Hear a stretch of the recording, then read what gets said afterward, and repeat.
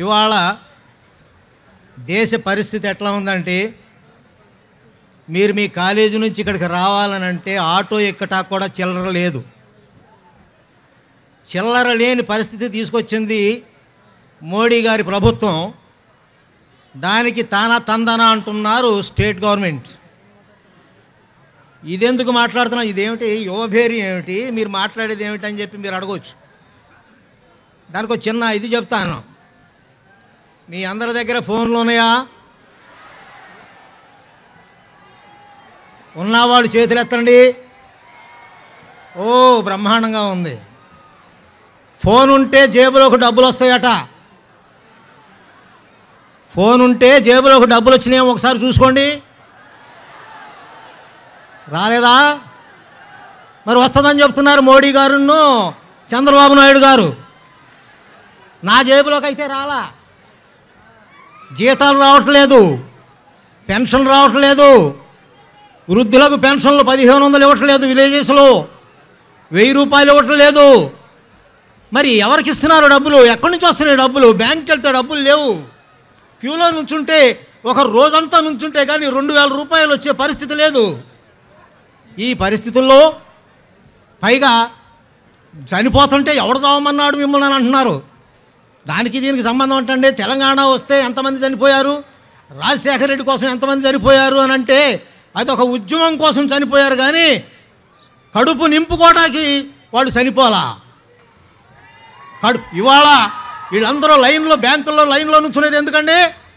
కడుపు నింపుకోవటానికి, డబ్బులు సంపాదించుకోవటానికి, డబ్బులు తెచ్చుకోవటానికి. ఎవడో ఇచ్చిన డబ్బులు కాదు, మన డబ్బులు మనం తెచ్చుకోవటానికి సుమా.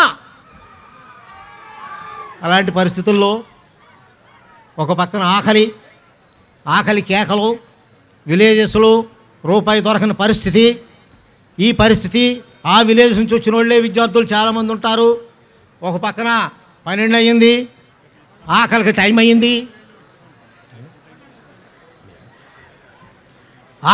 అయ్యింది.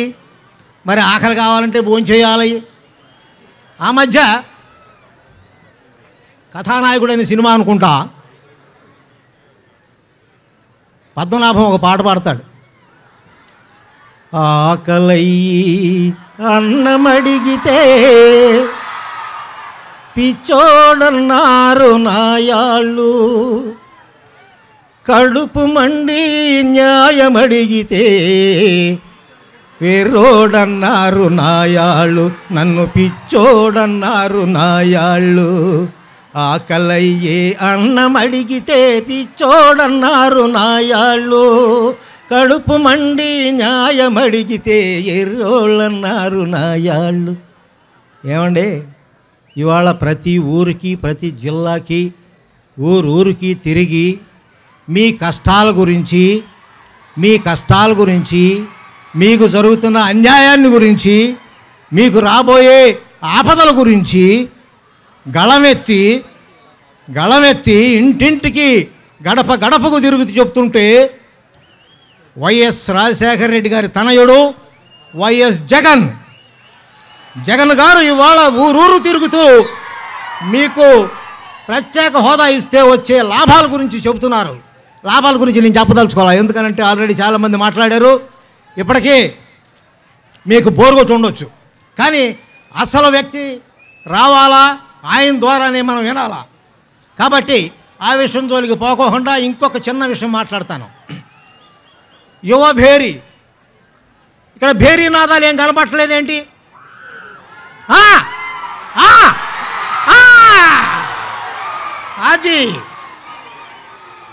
అది యువతలో ఉండే భేరీ. యువభేరి అంటే అదే. మీరు చెయ్యి బిగిస్తే, నడుం బిగిస్తే ప్రత్యేక హోదా కాదు ఏదైనా వస్తుంది. అలాంటి పరిస్థితుల్లో మీరు చేయాల్సింది ఒకటి. నేను ఒక చిన్న మాట చెప్తా, మళ్ళీ ఇక్కడ ఒక చిన్న పాట. విప్లవ వీరా విద్యార్థి కిషోరా, విప్లవ వీరా విద్యార్థి కిషోరా, సమరభూమి కరుగ నీకు సమయమిదేరా. విప్లవ వీరా విప్లవ వీరా విప్లవ వీరా. ఏంటి మీరు చేయాల్సిన విప్లవం? ప్రత్యేక హోదా కోసం పోరాడాలా?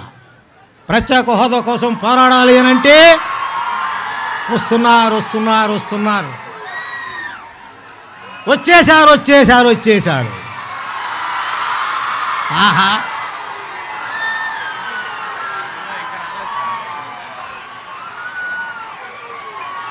మీ ఉత్సాహం చూస్తుంటే అప్పుడే ప్రత్యేక హోదా వచ్చినంత ఆనందంగా ఉంది.